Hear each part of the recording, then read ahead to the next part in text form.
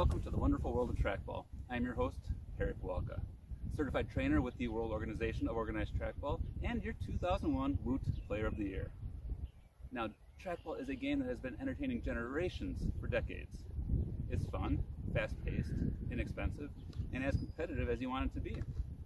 In fact, if you want to sign up a team, head down to your local Woot chapter and they'll get you in a league. Or are you a free agent? Head down to the Woot chapter as well, and they'll sign you up on a team that way. Who knows, you might just have what it takes to make the World Championships, held each Memorial Day weekend in Indianapolis, Indiana. In today's episode, we'll cover the basic equipment and shots of the game. In future episodes, we'll track deeper into the rules, advanced techniques, and team strategies. It's going to be a ball, so let's go. First, the equipment. The rules in the field will be covered in a later episode. But the equipment involves a set of trackball rackets, made by Whammo, but generic can be okay. Just make sure the ball fits in the hole. You can purchase them at Amazon, Target, your favorite retailer. After that, it's good to have a glove. In case you're playing competitive trackball, you'll get whacked on the hand quite a bit. After that, you want some good cleats. Maybe some good football shoes, baseball cleats, even soccer shoes.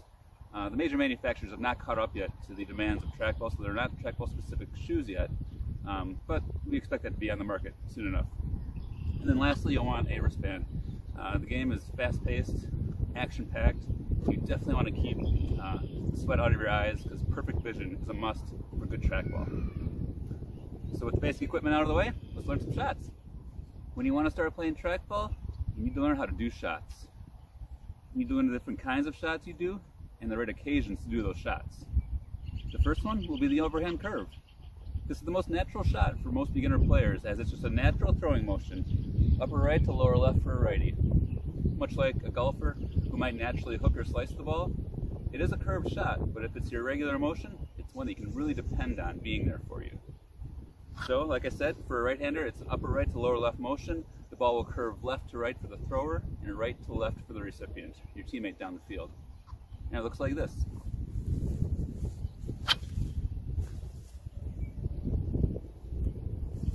Following shots can be considered trick shots, low percentage chances that aren't used in the game very often, but they sure are fun in the backyard when you're hanging around the barbecue having your favorite food and drink with your family.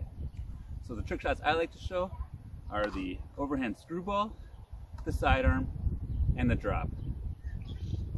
First, the overhand screwball. It's kind of like what its name implies. It's just a reverse of the overhand curve. Kind of pretend like you're scratching out your least favorite homework assignment on the whiteboard up at the front of the room, right? It goes like this.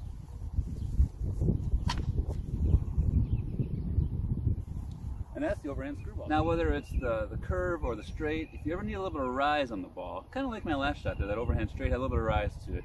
You need to put a little extra backspin on it to let it float up in the air and let your receiver fall underneath it.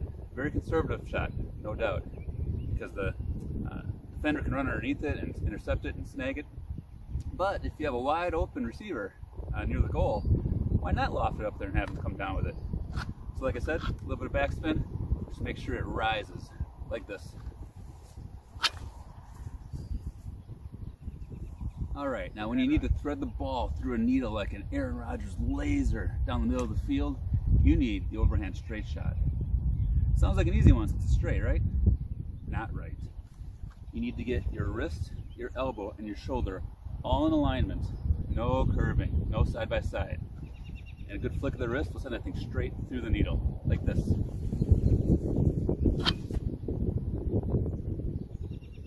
Next trick shot is the sidearm.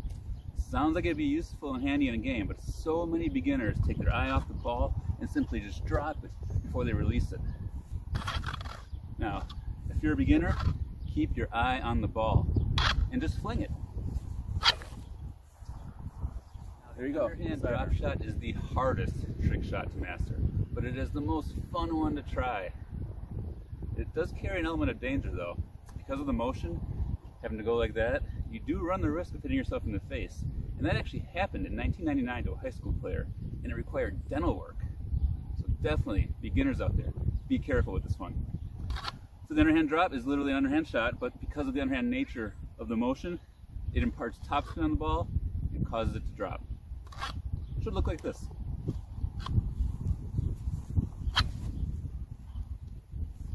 And that's the underhand drop. Now that we have some basic shots out of the way and a few trick shots for fun, now it's time to learn how to catch the trackball. Now for that, just put your racket in the way of the ball and let the tracks guide it into the hole.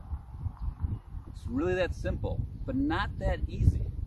So contact your local Woot chapter to see if they have a ball machine that can give you lots of repetition as you're doing catching drills. So with that knowledge, I encourage everyone to get out there, enjoy this great game, and come back next time when we give you another episode teaching you the wonderful world of trackball.